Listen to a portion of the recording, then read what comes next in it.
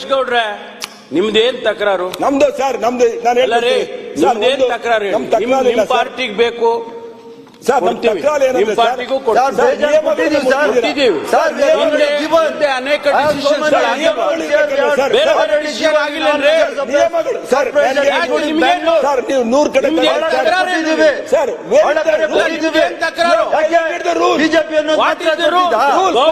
Government has taken a decision.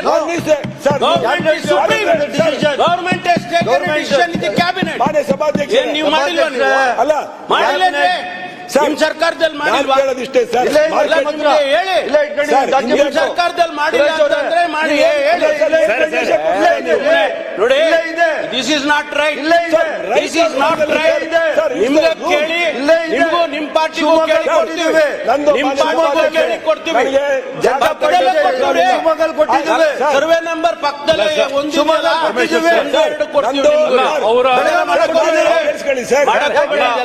Sir